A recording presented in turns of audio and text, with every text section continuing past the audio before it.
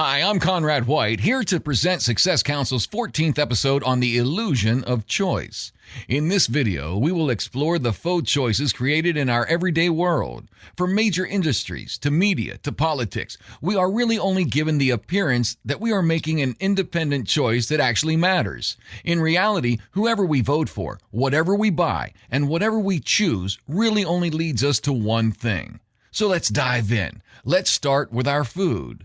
As you leisurely stroll up and down a grocery store, you stop your cart and glance at the 45 different options of cereal, thinking to yourself, which one should I buy? And while you may choose one over the other, the truth is they are made of the same processed crap, will fail to nurture your body just about the same way, and are actually produced by one of 10 companies. Take a look at this chart. In it, you see Kraft, Nestle, Procter & Gamble, and a few others pretty much control the entire commercial food production industry. What do they have in common? They all put the same processed toxins in your food. Ever notice that the food on your shelves continues to last longer and longer? It's full of an increasing list of preservatives. But you get to feel good making your own choice on what you eat.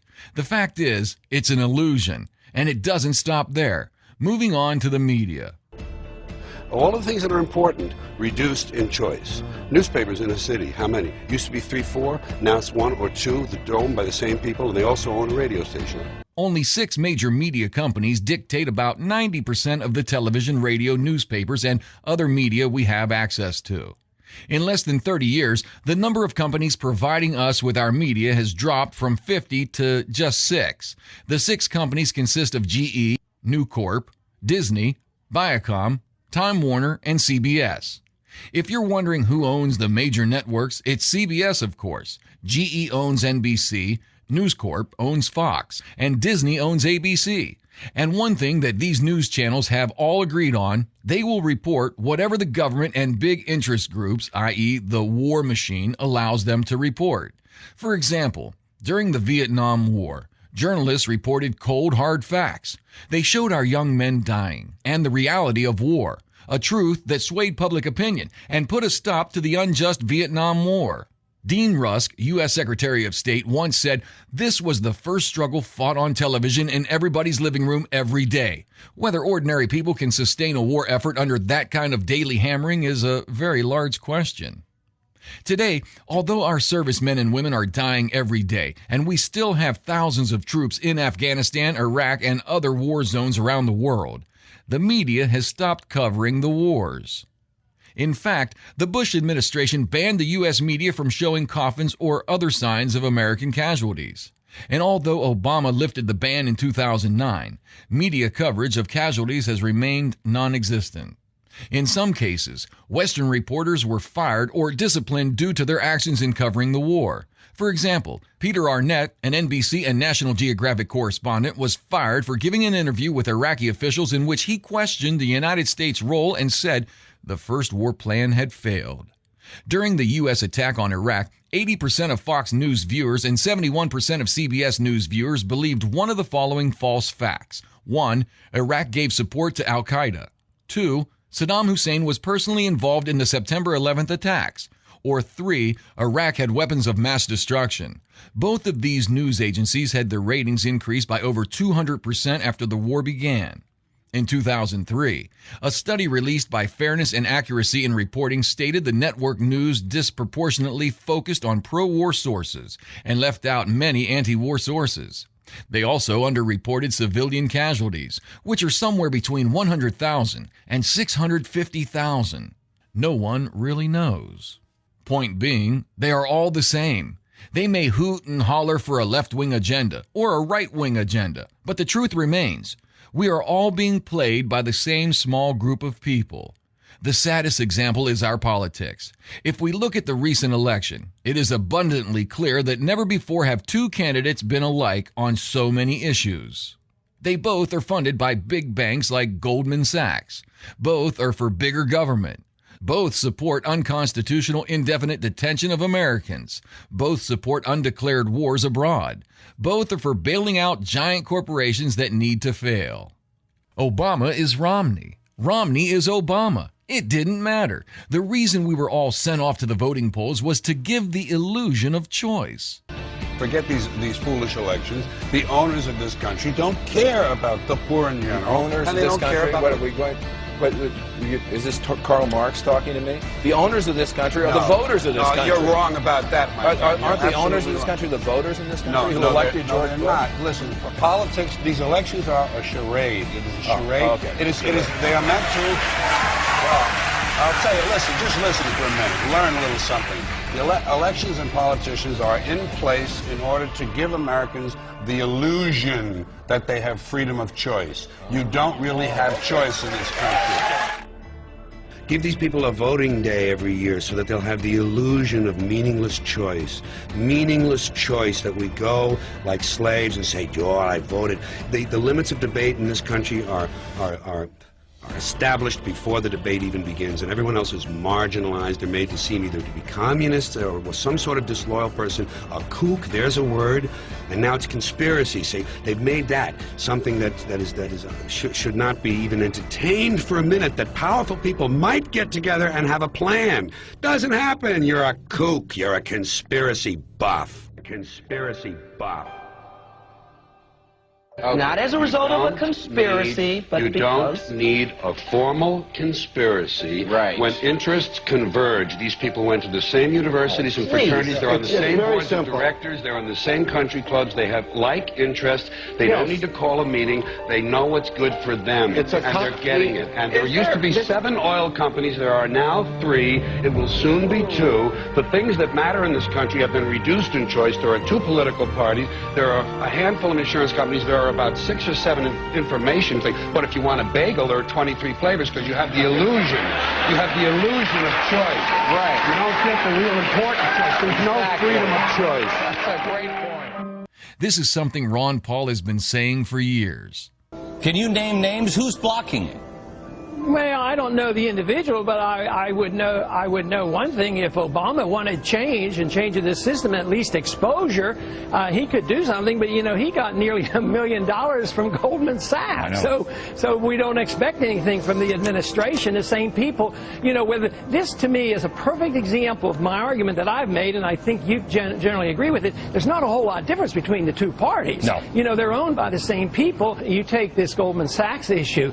Wouldn't it be revealing if we were able to get the transcripts and all the agreements and discussion that all Treasury and all Federal Reserve officials have had with Goldman Sachs? I mean, that would be a revelation. But boy, they're hysterical when they think we're coming down close to saying that we might be able to open up the books. I got some information the other day that during another crisis in Central America, the banks were in trouble, and our Fed went to the IMF and told the IMF to pay the interest to the banks. I mean, that's how corrupt it is.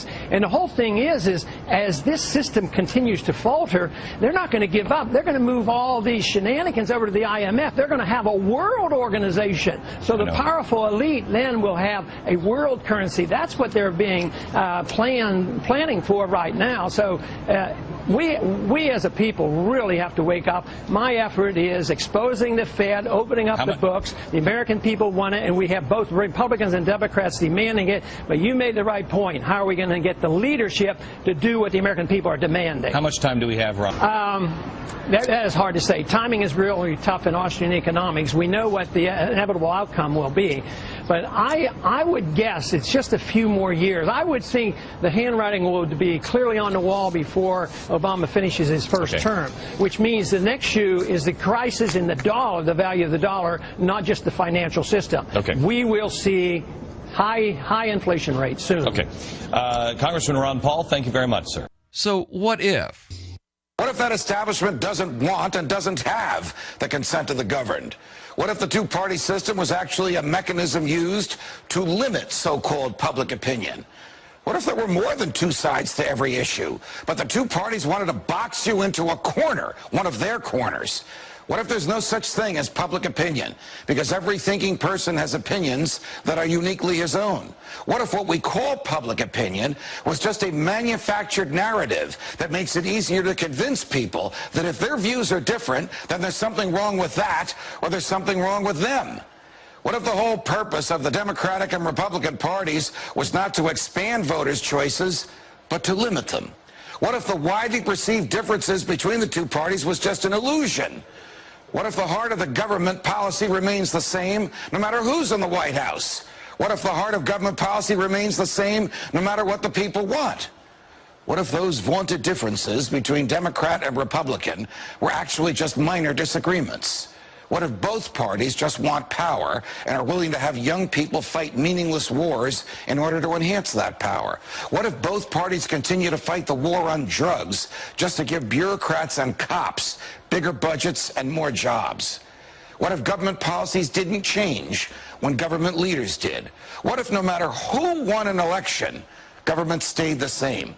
What if government was really a revolving door for political hacks bent on exploiting the people once they're in charge? What if both parties supported welfare, war, debt, bailouts, and big government? What if the rhetoric that candidates displayed on the campaign trail was dumped after electoral victory? What if Barack Obama campaigned as an anti-war, pro-civil liberties candidate and then waged senseless wars while assaulting your rights that the Constitution is supposed to protect? What if George W. Bush campaigned on a platform of non-intervention and small government and then waged a foreign policy of muscular military intervention and a domestic policy of vast government borrowing and growth? What if Bill Clinton declared that the era of big government was over, but actually just convinced Republicans like Newt Gingrich that they can get what they want out of big government too? What if the Republicans went along with it? What if Ronald Reagan spent 6 years running for president, promising to shrink the government, but then the government grew while he was in the White House? What if, notwithstanding Reagan's ideas and cheerfulness and libertarian rhetoric, there really was no Reagan revolution at all? What if all this is happening again? What if Rick Santorum is being embraced by voters who want small government, even though Senator Santorum voted for the Patriot Act, for an expansion of Medicare, and for raising the debt ceiling by trillions of dollars? What if Mitt Romney is being embraced by voters who want anyone but Barack Obama, but they don't realize that Mitt Romney might as well be Barack Obama on everything from warfare to welfare? What if Ron Paul is being ignored by the media, not because, as it claims, he's unappealing or unelectable, but because he doesn't fit into the pre-manufactured public opinion mold used by the establishment to pigeonhole the electorate and create the so-called narrative that drives media coverage of elections? What if the biggest difference between most candidates was not substance, but style? What if those stylistic differences were packaged as substantive ones to reinforce the illusion of a difference between Democrats and Republicans? What if Mitt Romney wins and ends up continuing most of the same policies that Barack Obama promoted? What if Barack Obama's policies, too, are merely extensions of those from George W. Bush? What if a government that manipulated us could be fired? What if a government that lacked the true and knowing consent of the governed could be dismissed? What if it were possible to have a real game changer? What if we need a Ron Paul to preserve and protect our freedoms from the government? What if we could make elections matter again? What if we could do something about this? From New York, defending freedom every night of the week. Now that you know it's all an illusion, what are you going to do about it? At Success Council, we suggest you take back your choice and opt out of the illusion. Look for real food, local or grow it yourself, real media, protect the internet, and real political candidates like Ron Paul. Thank you for taking the time to learn how you are being manipulated and taking steps to help yourself. And thanks for the great feedback we got on our last 3-part video series, The War on Drugs. In those videos, we discovered the 40-year war had cost over $1.5 trillion and had been a complete and utter failure. I think we woke some people up about how much, and more importantly, why the government is spending on this epic fail. Coming up next, ever since the election, the idea of certain states and people seceding from the nation has come up. We are going to explore that option. So subscribe to our channel to check out our next video or come visit us over at successcouncil.com for more great material.